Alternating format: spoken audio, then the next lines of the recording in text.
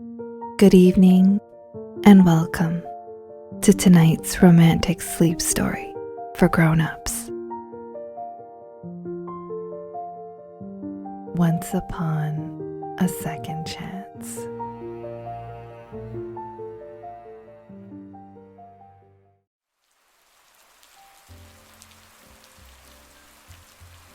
There's something about a rainstorm after weeks of hot summer weather.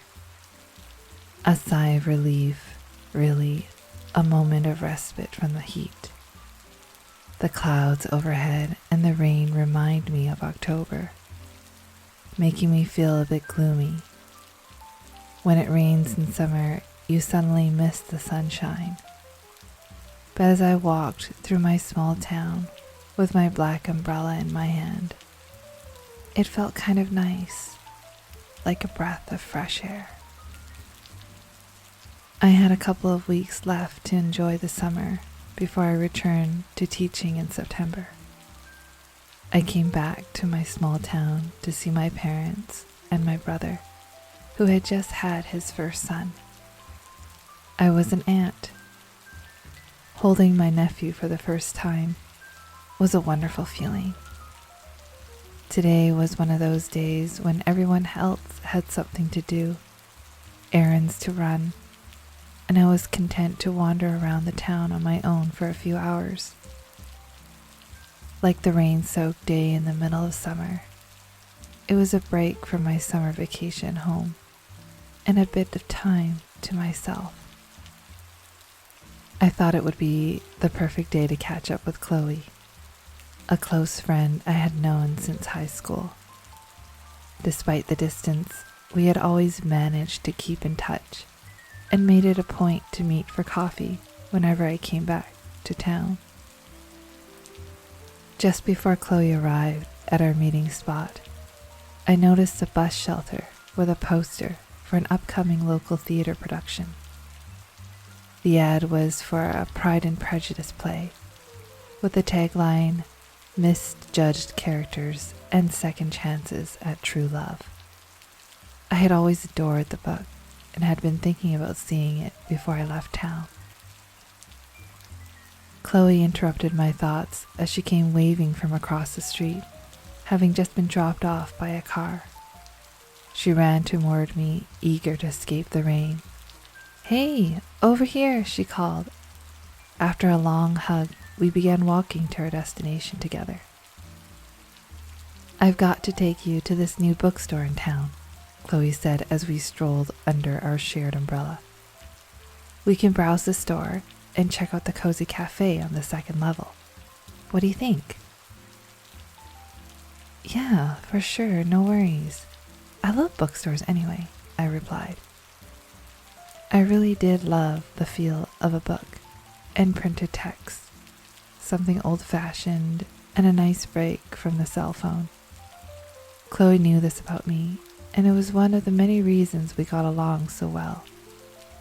"And have I got a surprise for you?"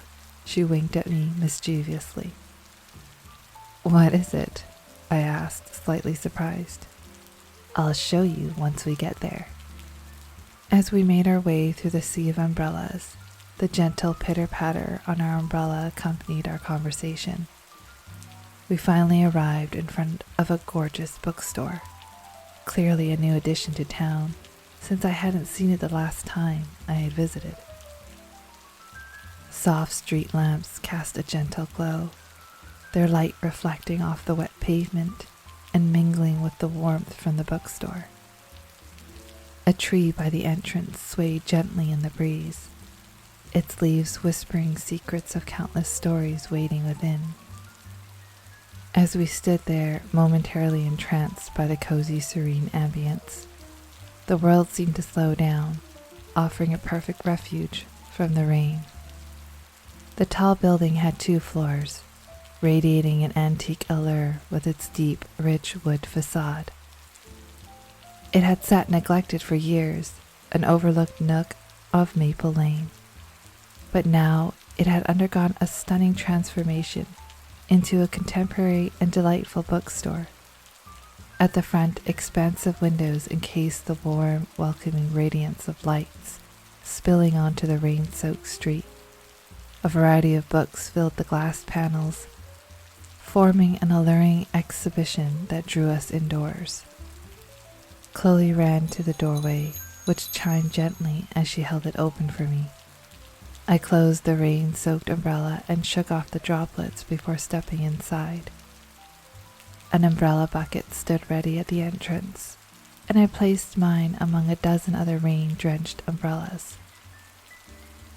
The bookstore was cozy, warmed by the inviting smells of wooden bookshelves lined with rows and rows of books. "What are we looking for?" I asked Chloe as we ventured further inside. The scent of a wood-burning fireplace mingled with the aroma of books, adding to the bookstore's charm as we slowly made our way through. The bookstore exuded a cozy charm, complete with well-labeled sections and comfy upholstered barrel accent chairs placed at the end of each aisle, basked in the warm glow of an arched floor lamp. This inviting arrangement tempted you to linger for hours as you perused the selection. Antique table lamps bathed the stacked books in a soft light, while spotlights and natural light from the long arched windows illuminated the space. Raindrops ran down the windows, and mellow jazz filled the air as the rain softly tapped on the roof. Upstairs, the faint sounds of clinking dishes and the inviting scent of freshly brewed coffee drifted through the air. And that's when I noticed him, helping a patron at the till of the bookstore. He was the embodiment of tall, dark, and handsome, wearing a light blue dress shirt with the sleeves rolled up his forearms, blue trousers, and a taupe suede belt and loafers. Chloe saw my gaze settle on the man I hadn't seen in forever. Could it really be him? My high school sweetheart. We had started dating senior year, went to prom together, and later split that summer when I got into NYU and he received a scholarship in Minnesota. We were both leaving this small town with big dreams, mine to pursue a career in education and his to follow his love of hockey. A flood of emotions coursed through my veins. "He's the owner," Chloe said, nudging me in the ribs as we headed up the banister to the cozy cafe upstairs for our routine coffee catch-up. I couldn't believe my eyes or my heart. I was speechless as Chloe led me up the flight of stairs, and we found a seat at one of the pedestal tables in the cafe above the bookstore. It was just as inviting upstairs as it was on the lower level, with faint jazz music playing in the background and the rain continuing to pour, forming small rivers down each window pane. "Are you going to say something?" Chloe asked. I could hear her talking, but all I could think about was the last time I saw my first love, or I guess what some would call the one that got away. We were teenagers in love, and though we never said it out loud, I knew I had fallen in love with him. The summer before we left for university was one of the best of my life. It's been 10 years. You'd think I'd seen a ghost or something. I never thought I'd see him again, let alone back here in our hometown, I said after several moments of silence. I heard from Samantha that the bookstore opened in January and thought maybe you want to check it out. It's become a pretty popular spot in town, Chloe said, filling me in on the details. He had gone to Minnesota, and played a bit of professional hockey, but an injury forced him to leave that career behind. He then took a job as a longshoreman in Long Beach, California, and now he was back here. As Chloe spoke, occasional memories of the boy I had fallen in love with the summer before going to university flashed in my mind. The intense feelings of teenage love, and how much it hurt when we broke things off. Suddenly, Chloe stopped talking, her mouth dropping slightly open. I turned around, and there he was, approaching our table. "Anna?" he said as he walked towards us. "Is that really you?" His voice was much deeper than I remembered, but his smile was still the same, that familiar boy next door smile. In my shock, I stood up and extended my hand as if for a business handshake. Slightly taken aback, he smiled calmly and shook my hand. What does one do when meeting someone they hadn't spoken to in over a decade? Especially when that person had meant so much to me, even though I thought I had outgrown that chapter in my life. The breakup had left me miles away from him, with only my pillow for comfort. It seemed those old wounds were still there, buried deep inside where I hadn't looked in a long time. "I thought I saw you go upstairs and couldn't believe it at first. But it really is you," he said. We both opened our mouths and asked simultaneously, "How are you?" And then we both chuckled, easing our nerves. "Why don't you join us?" Chloe interrupted, as a shade of pink flushed both my cheeks and his. "I couldn't," he began. "Actually, you know what? I just remembered I have to do something, and I need to run." "Sorry, Anna, but I'll call you later," Chloe said, rising from her seat and gesturing for Eli to take it. I looked at Chloe, my eyes widening in surprise at her abrupt departure. She winked at me as she started to leave the cafe. What was happening? I thought to myself. Could this really be happening?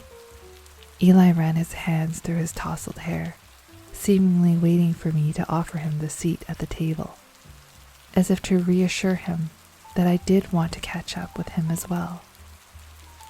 "I mean, you must be busy. I heard you're the owner." I started, my voice trembling slightly from my nervousness.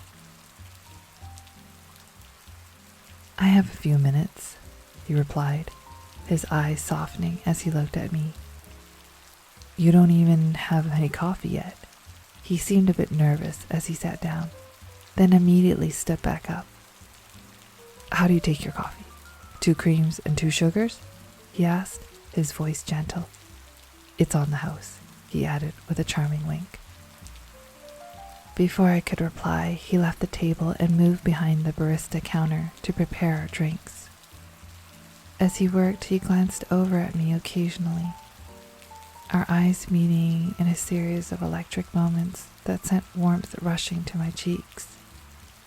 His smile, subtle and inviting, hinted at a familiarity that made my heart flutter.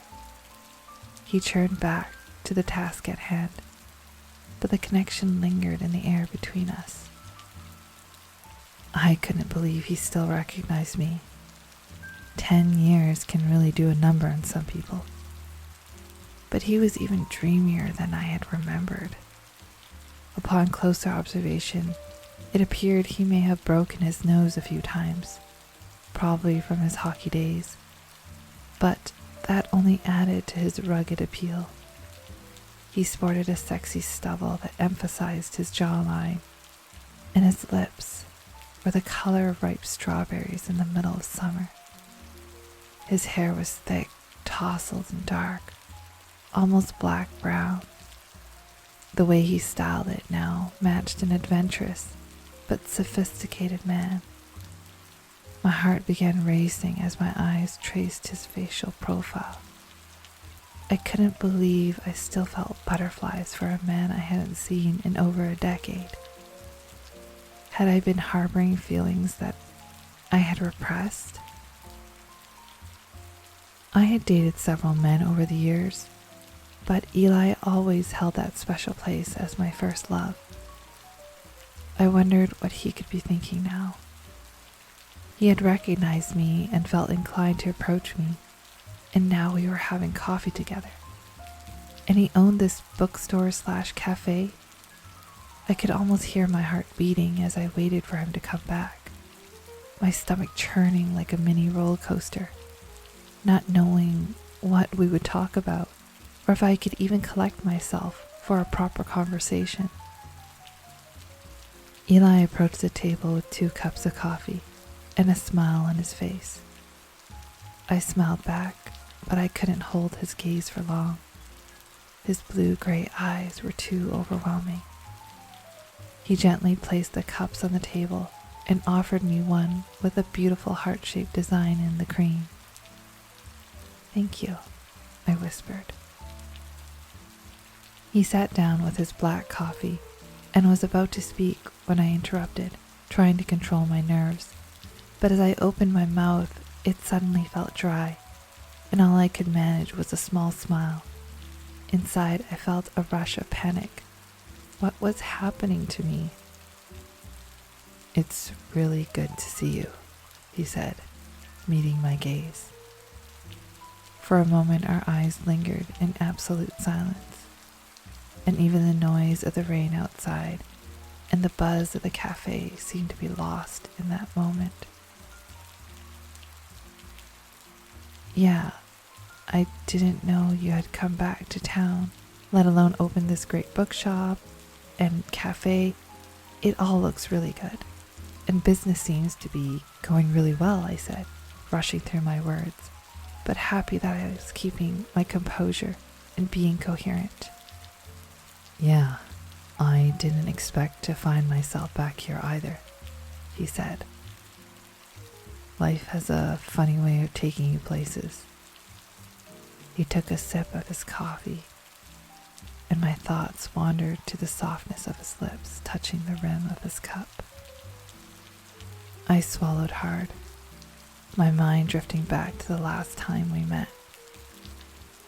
I had run out of the airport doors in the rain to give him one final kiss before heading to New York City. We tried the long-distance relationship for a few months, but it ended up with just a few text messages. We wished each other well, but I remember crying my heart out for weeks. After that, we lost touch, except for a brief Merry Christmas text 2 years later. That short exchange of emojis was the last time we ever reached out to each other. "So, tell me what you've been up to all these years," I said, forcing a smile as I felt tears welling up in my eyes. I pursed my lips and tried to hold back the emotion. He briefly recounted what Chloe had mentioned earlier, which matched the grapevine of conversations. He had played semi-professional hockey after college, but a severe knee injury had cut his career short. This led him to California, where he worked as a longshoreman. After a few years, he returned home following his grandfather's death, and now he was running Clark's Bookstore and Cafe. As I listened, I found myself drawn to his voice and the overall attractiveness of his persona, nervously biting my lips as he spoke. "I heard you teach in New York City," he said, glancing into my eyes with interest. "Yes, I got a job teaching there, and almost got married. I'm just here for the summer break before I need to go back." Why did I mention that I almost got married? I wondered as he asked. "Almost got married?" "Yeah, it didn't work. It didn't work out. It was like a few years ago. Yeah, I shrugged. It was as if a part of me wanted him to know that I was single. That's funny, he said, but from the look on his face, it was clear he hadn't meant it to react that way. I mean, it's not funny that you almost got married.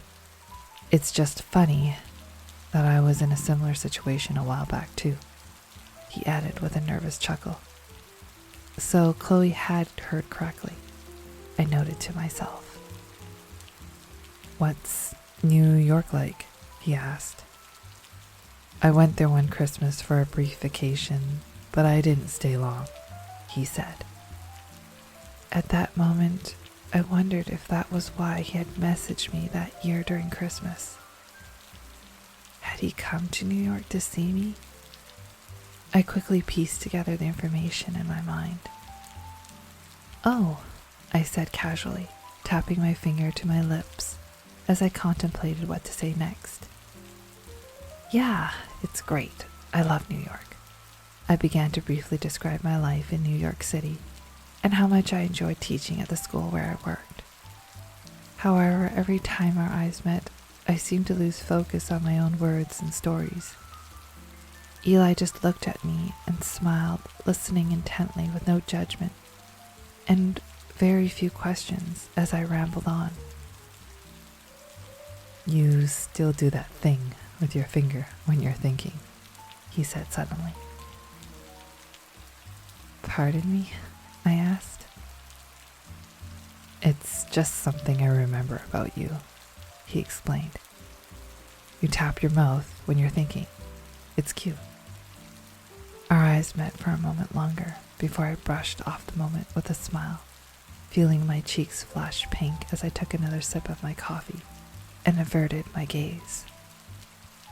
It wasn't until one of his employees interrupted us, saying he needed to check something on the register downstairs in the bookstore, that our conversation came to an end. Before standing up to leave, Eli told his employee he'd be there in a minute. It really was good to see you, Eli said, looking into my eyes. He paused for a moment, glanced down at the floor as if gathering his thoughts, and then asked, I don't know if you'd be interested, but I hold a book club here every Thursday night at 7 p.m. He scratched the back of his neck, waiting for my response. This Thursday? I asked, pulling out my cell phone to check my calendar. I already knew I didn't have any plans, but I didn't want to make it look too obvious. Glancing at my blank calendar, I replied, Sure, that sounds fun. Eli's face lit up. He bit his lip, then broke into a smile. Great, I'll see you then, he said, waving goodbye as he headed back down the stairs to the lower level. Taking a deep breath in, I gathered my hair into a ponytail and bunched it on top of my head, suddenly feeling the weight of what had just happened. Tilting my head back, I reflected on the day's events, feeling a surge of excitement and joy that I hadn't experienced in years. As I enjoyed my coffee, the gentle rhythm of the rain outside accompanied me while I watched the heart-shaped design slowly dissolve. My thoughts then drifted to Eli, imagining him returning to my table, sweeping me away like a scene from a romantic film, and declaring his undenying love for me after all this time. The daydream made me chuckle softly as I savored the last sip of my coffee. I then headed back down to the lower level, hoping for one final glimpse of him before I left. I walked through the aisles of bookshelves as I made my way out of the bookstore, but unfortunately I didn't run into Eli as I left. Opening the front door, I took a moment with my palms raised to the sky, feeling the rain fall. As I turned around thinking I could quickly grab the umbrella I had left inside, I realized there was no umbrella. Chloe must have taken it when she had left earlier. Debating what to do at the doorway of the bookstore, I wondered if my cotton hoodie would be enough to walk home in. Just then, Eli approached the entrance. "Hey, you're still here?" he asked casually. "Are you waiting for a ride?" "Oh no, it's just that Chloe took my umbrella when she left," I shrugged. We both glanced out at the storefront windows and the glass doorway, observing the downpour outside. "Ah, I see," he said. "You can take mine. It'll be like insurance, so that you'll remember to come this Thursday and return it to me," he added with a wink. "Just give me a second. I've got to go to the back room and get it," he said before heading off momentarily to fetch it. To my surprise, he returned wearing a blue raincoat and holding a dark blue umbrella. "Can I walk you home?" he asked, surprised by his gesture and internally shouting yes 100 times. I said, "Oh no, you don't have to. I can't ask you to do that." "Okay," he chuckled. "Then you don't have to ask. It's settled," he laughed. "I like a walk anyway. It gives me an excuse to take a break." He winked as he stepped around me and opened the front door, triggering the wind chime hanging on the doorway. "After you," he said, holding the door open for me to step outside. He quickly opened the umbrella and placed it over my head as we both began to walk down the street. The gentle pitter-patter of the rain on the umbrella created a soothing symphony that accompanied our casual conversation as we strolled side by side. Our shoulders occasionally brushed, and I could now savor the subtle, intoxicating scent of his cologne. He smelled so good, making me want to be even closer to him. As we walked, the late afternoon light cast a warm glow around us, and soon we were reminiscing about the past. We laughed over old friends we hadn't seen in years, and relived the charming quirks and funny moments that once defined our time together. Each shared memory felt like a bridge to a cherished time, and the closeness between us made the walk feel like a beautiful, nostalgic adventure. As we continued our leisurely stroll, we passed the ice cream shop where we shared our first date. I wondered if he remembered, and it didn't take long for him to bring it up. "Do you remember this place?" he asked, his voice warm with nostalgia. "Of course," I replied with a smile. Our first date. A vivid memory unfurled before me. Us sitting at one of those tables relishing our single scoops of ice cream. I recalled noticing a smudge of ice cream on the side of his lips and gently wiping it away with my thumb. A simple touch that led to our unforgettable first kiss. And, if I recall, our first kiss, Eli murmured softly, almost as if speaking to himself.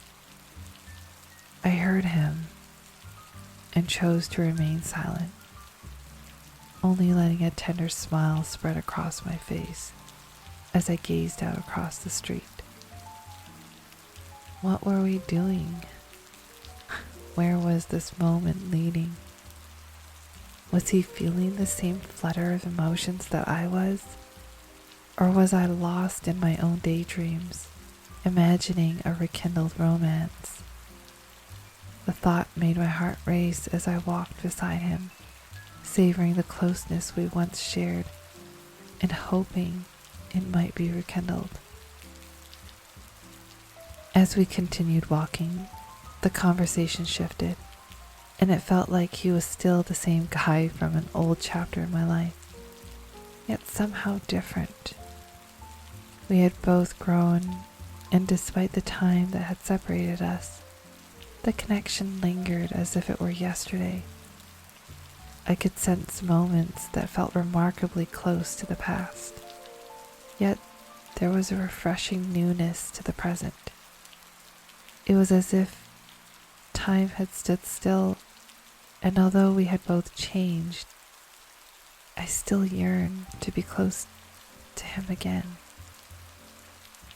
His boyish charms had evolved into a more masculine and confident presence, one that seemed to sweep me away with the sound of his voice. The subtle eye contact and the closeness of our shared umbrella made the moment feel intimate and charged, enhancing the connection between us. He carried himself with a newfound maturity, more attentive and subtly flirtatious, yet smoothly keeping his ego in check. Despite the years that had passed, he remained thoughtful and caring, and now with a touch of wisdom in his voice. As we approached an intersection, engrossed in our conversation, I took an extra step closer to the curb, just as a car made a right turn. Eli's hand gently touched mine, guiding me back from the edge. The warmth of his hand against the cool, rainy air sent a thrill through me. He glanced over with a protective yet reassuring look, making sure it was safe before we continued crossing. He still had those charming dimples I had adored from the start, but now they were accompanied by lines of experience around his eyes and a stubbly jawline that marked the passage of time. He had grown slightly taller, his shoulders broader, and his physique more defined, a testament to how he had matured since we were 18. He had also become the perfect gentleman, walking me all the way to my parents' house and handing me the umbrella with a playful reminder to return it this Thursday night. He moved with a newfound confidence, his words and gestures reflecting a smooth charm honed by experience. I marveled at his poise and couldn't help but think he was a bit reckless for braving the rain to walk back. Yet, with a casual flick, he revealed another small umbrella from his back pocket, assuring me he was well prepared. "Thank you for walking me home, Eli. I've missed you," I said, the words slipping out before I fully realized their weight. My cheeks flushed as I saw the depth of meaning in those simple words. "Me too," he replied, his gaze locking with mine. The unsaid feelings hung palpably in the air, our breaths mingling in the misty rain. "See you on Thursday," he said with a smile, opening his umbrella and giving a final wave before he headed back to the bookstore. I watched him disappear down the street as I closed the front door, a smile spreading across my face. Despite the relentless downpour, I felt as though sunshine was radiating all around me.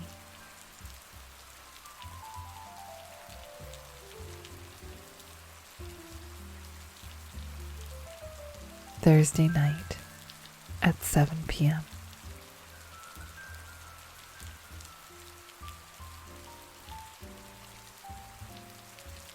Another rainy day enveloped the town as I stepped into Clark's bookshop and cafe. That evening, during the book club meeting, I learned about the profound reason behind Eli's bookstore. He had honored his grandfather's last wish by using the inheritance to open a bookstore under the family name, a dream his grandfather had cherished.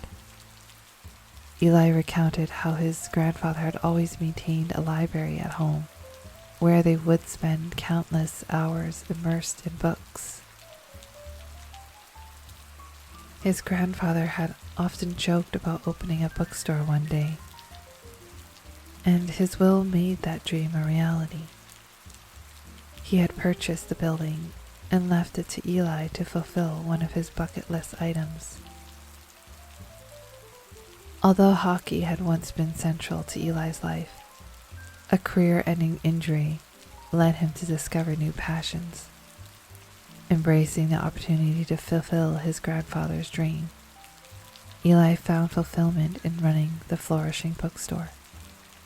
This sense of purpose and connection to his past drew him back to our small town. He often remembered his grandfather's wise words.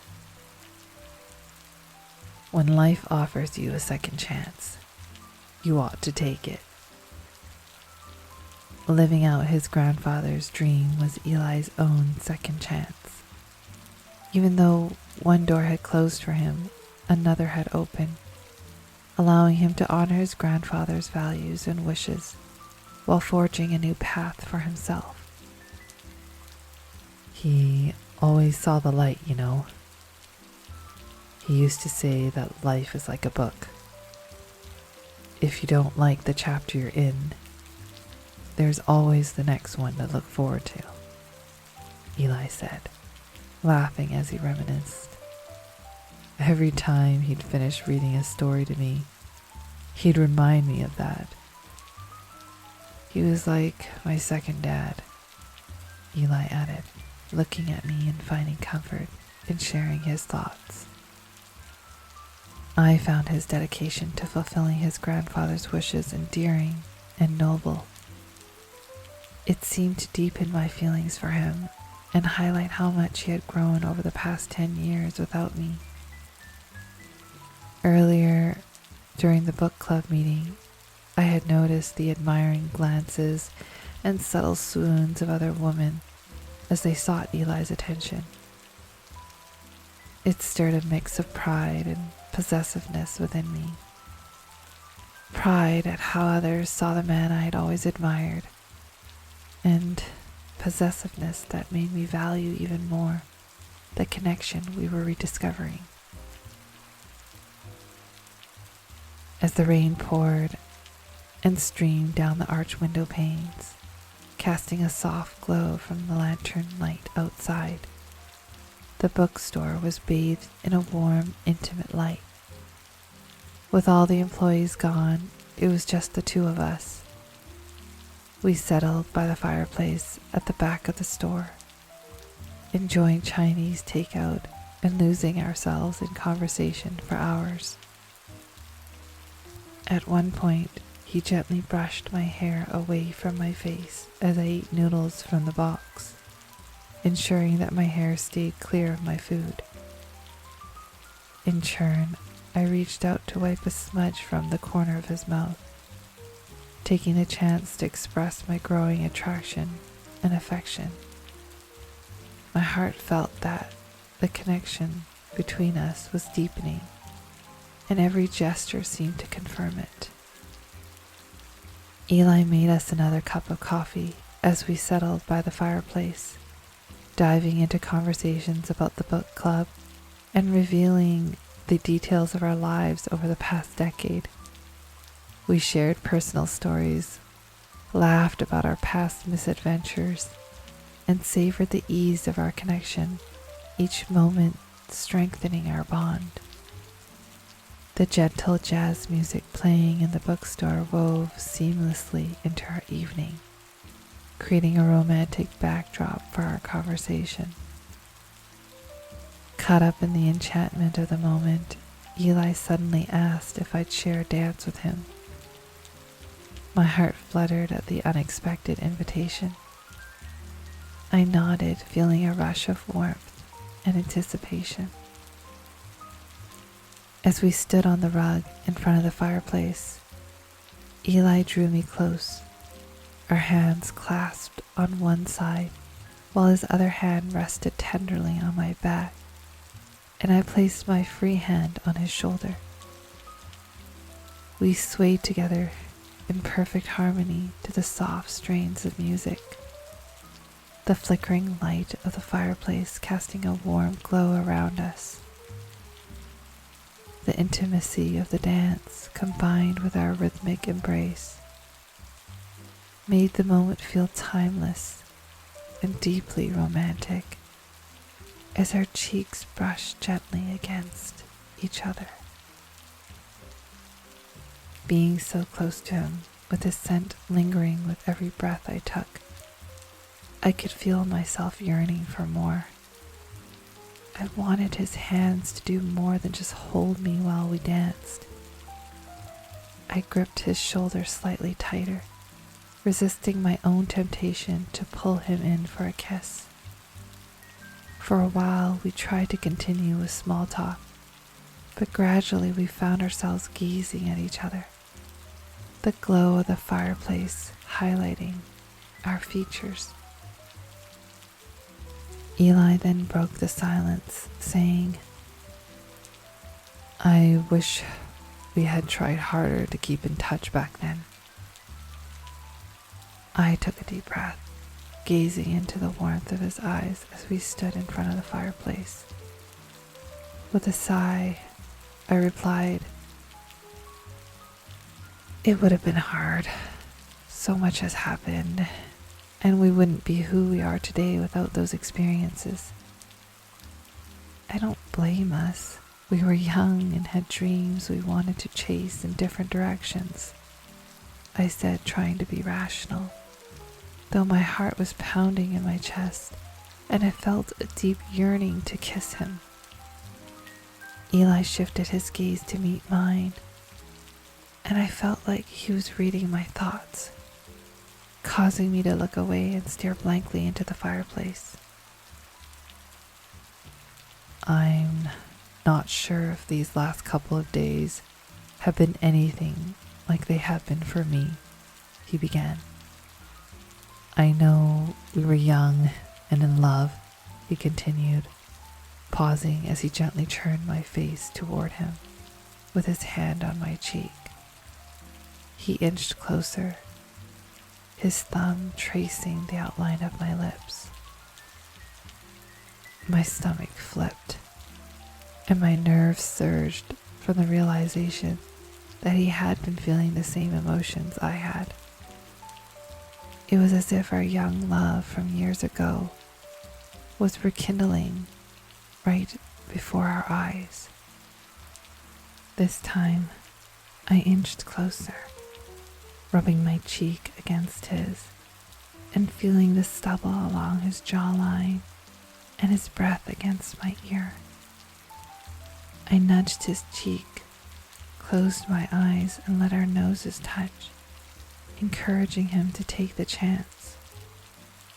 My breath grew shallow as my lips slowly drew closer to his.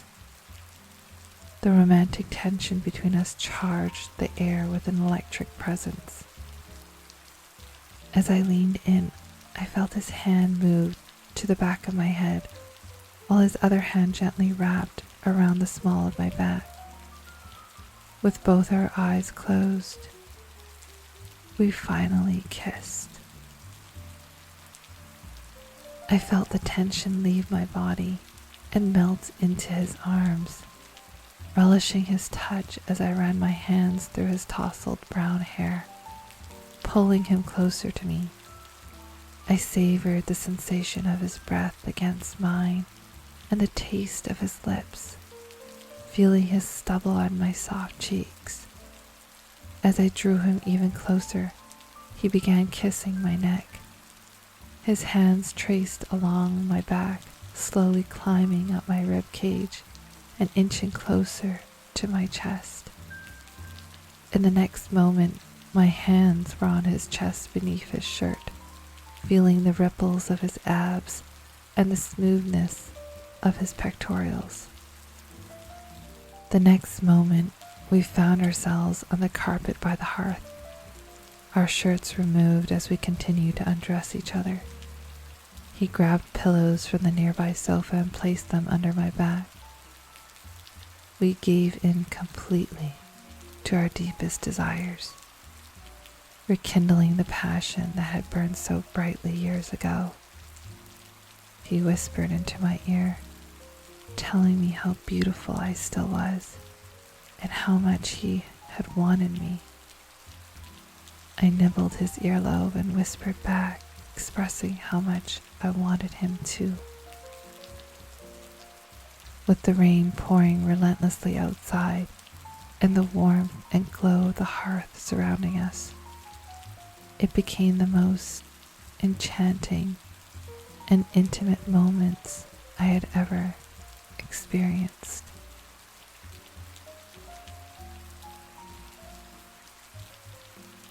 We cuddled together by the hearth afterward, my head resting on his bare chest as I softly kissed him. His fingers gently combed through my hair. "Anna," he said, his voice tinged with vulnerability. "It might sound crazy, but do you think we could give this another try? I know you still have your job in New York, but I'm willing to make long distance work." He paused, searching my face for an answer. I lifted my head to meet his gaze, a tender smile forming on my lips. "I think it's worth a second shot," I said, emphasizing second, with a meaningful pause, feeling like fate was pulling the strings and a second chance at us being together. We were inseparable over the next few weeks before I had to return to New York to teach. To both our surprise, despite the distance and flying back and forth to see each other, we were making it work. Now, 3 years had passed, and it was my turn to return home for Thanksgiving weekend. On another rainy night, I drove to the bookstore to meet Eli as he was closing up. I entered the shop as he was just beginning to close the till and say goodnight to the last of his staff.